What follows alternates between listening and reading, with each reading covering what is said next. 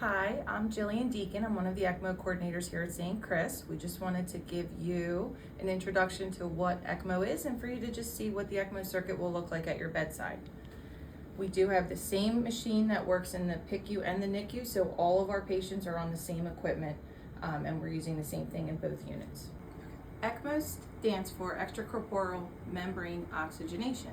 So what we're doing is taking the blood from the patient, we're putting it through our circuit where we provide oxygen and remove carbon dioxide. We also heat or cool the blood depending on what the patient needs, and then return it either to the arterial circulation or the venous circulation.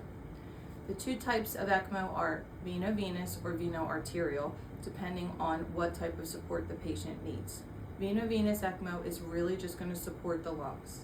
Veno-arterial ECMO supports both the heart and the lungs, so patients with cardiac dysfunction would end up on veno-arterial ECMO.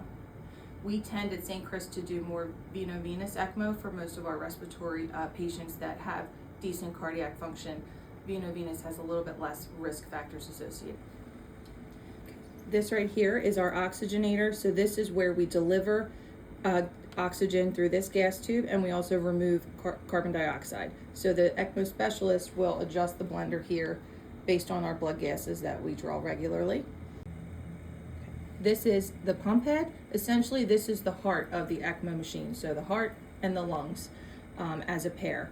This, we set RPMs to deliver a flow. So it's centrifugal force that spins the blood in the pump head and then propels it forward based on what we need for the patient. This is one example of our double lumen veno-venous ECMO cannula. It's inserted into the right internal jugular vein.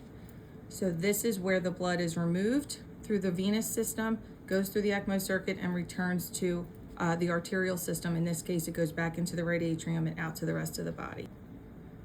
A few things to remember when caring for an ECMO patient is, number one, they're extremely heparinized, so you have to be careful to minimize bleeding risks.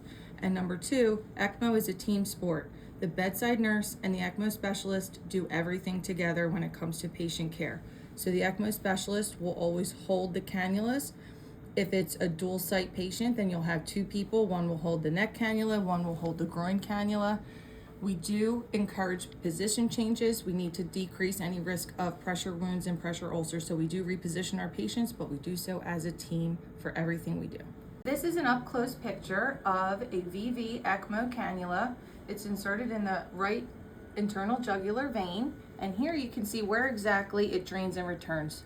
So we have SVC and IVC drainage in two different sections here on our giant ECMO cannula. So that way we have effective drainage that will supply the ECMO circuit with the flow that we need to deliver the oxygen to our patient. One of the unique design characteristics of VV ECMO cannulas now is the return port is positioned in the right atrium with the hole directly positioned to go across the tricuspid valve. This allows the oxygenated blood to go across to the other side of the heart and right out to the patient's circulation.